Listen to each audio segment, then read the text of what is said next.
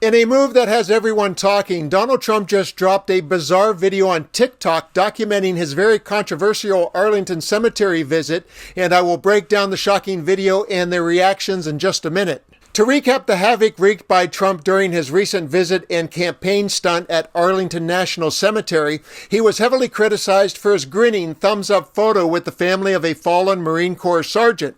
And later he was accused of orchestrating his appearance at the solemn anniversary of the 13 service members killed in Afghanistan as a photo opportunity because he reportedly did not attend the two previous ceremonies as a non-candidate. But it somehow got even worse. Two members of Donald Trump's campaign staff had a verbal and physical altercation with an official at Arlington National Cemetery who tried to prevent them from filming and photographing in a section where soldiers are buried. They made it clear that only cemetery staff members would be authorized to take photographs or film in the area, and later said that federal law prohibits political campaign or election-related activities within Army National Military cemeteries. And in a bizarre but very Trump-like rebuttal, a Trump staffer said, for whatever reason, an unnamed individual clearly suffering from a mental health episode decided to physically block members of President Trump's team during a very solemn ceremony.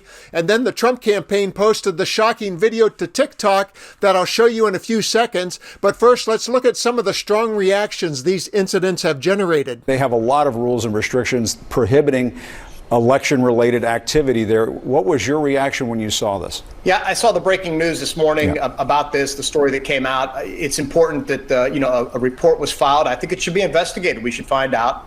During my tenure as Secretary of the Army, I was kind of the so-called custodian of Arlington Cemetery, since the Army has responsibility for it. And there is no more hallowed ground in this nation than Arlington Cemetery, where we've been burying our heroes, our veterans, since the Civil War.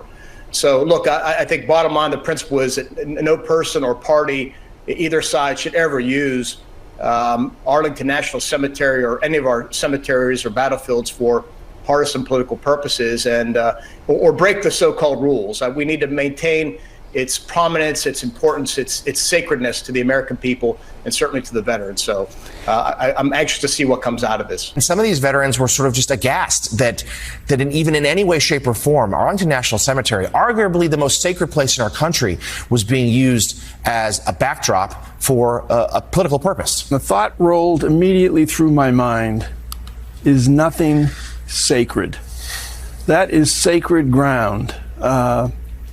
And the idea that any candidate of any party would use intentionally or unintentionally use that sacred ground as a prop for a political campaign is beyond condemnation.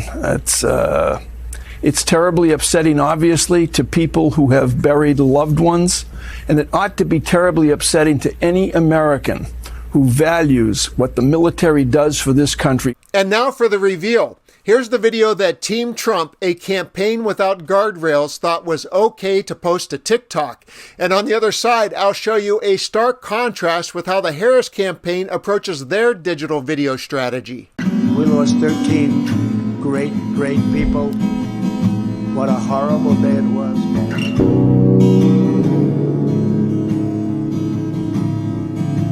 We didn't lose one person in 18 months. And then they took over that disaster, the leaving of Afghanistan. When you consider all the context, you would think that Trump would want to distance himself from the Arlington stories as quickly as possible. But there it is. His weird flag flies loud and proud with a double and maybe even triple down video. Meanwhile, Kamala Harris is having a Trump Takedown Film Festival with her frequent videos made for social media. This just published article from the Daily Wire says Kamala Harris outspends Trump by $47 million in digital ads in first month as nominee. Wow, that is significant. And while I present her latest digital dagger, please comment below with who you think wins this round of social media video campaigning. I'm Dan, thanks for watching, and let's continue to occupy democracy together. Donald Trump's back, and he's out for control. I would have every right to go after them. Complete control. I will wield that power very aggressively. And he has a plan to get it. Detailed plans for exactly what our movement will do. It's called Project 2025, a 922-page blueprint to make Donald Trump the most powerful president ever.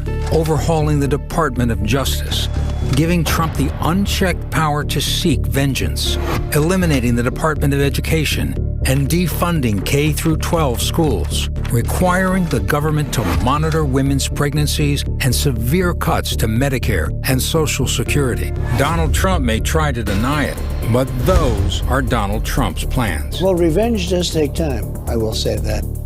And sometimes revenge can be justified. He'll take control. We'll pay the price. I'm Kamala Harris, and I approve this message.